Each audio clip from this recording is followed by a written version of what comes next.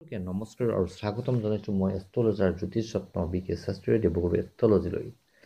2024 বৰ্ষৰ মাৰ্চ মাহৰ 1 তাৰিখ, বাৰ শুক্ৰবাৰ আৰু অসমীয়া ফাগুন মাহৰ 17 তাৰিখ। আজি সূৰ্য উদয় হ'ব পুৱা 5:38 আৰু অস্ত যাব পাছবেলা 5:13। আহি থকা ৰাহুকালৰ সময় হৈছে দিনৰ 10 বজাৰ পৰা দিনৰ 11:26 এই সমস্যাক অতি অশুভ হিচাপে গণ্য কৰা হয়। গতিকে কোনো শুভ কাম বা কোনো শুভ কামৰ আৰম্ভণি এই সময়ছোৱাত নকৰিব।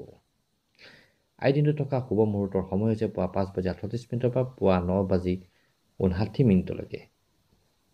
আকৌ দিনৰ 11:26 পৰা দিনৰ 12:52। এই সময়ছোৱাক অতি শুভ হিচাপে গণ্য কৰা হয়। যদি কোনো শুভ কাম কৰে বা কোনো শুভ কামৰ যদি আৰম্ভণি কৰে অতি সুফল পাব। আজি যদি আপুনি কোনো শুভ কাম কৰিম বুলি ভাবিছে বা যদি কোনো যাত্ৰা আদি কৰিম বুলি ভাবিছে, তেতিয়াহ'লে কলগছ বা বগা ফুল গছৰ গুৰিত পানী দিয়ক, সেৱা কৰক, যাত্ৰা কৰক বা শুভ কৰ্ম কৰক, সুফল পাব। আৰু সেই কাম কৰাৰ আগতে মুখত গুড় বা দৈ খাই যাত্ৰা কৰক বা শুভ কৰ্ম কৰক, অতি সুফল পাবলৈ সক্ষম হ'ব।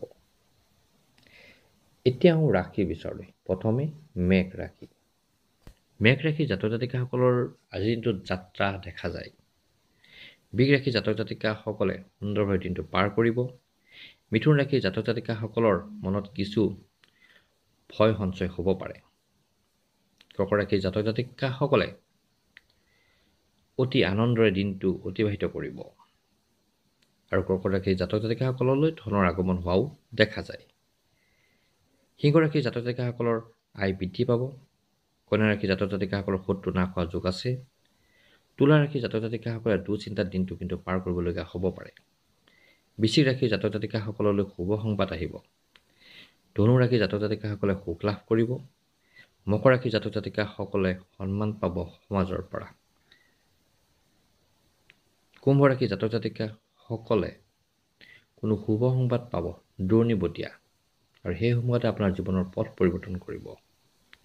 মীন ৰাশিৰ জাতক জাতিকাসকলৰ ক্ষেত্ৰত দেখা যায় যে অন্য কোনো ব্যক্তিৰ সহায় পাব কৰ্মক্ষেত্ৰত। সকলোকে ধন্যবাদ জনাই আজি ভিডিঅ'টো ইয়াতে সামৰিছোঁ। ধন্যবাদ।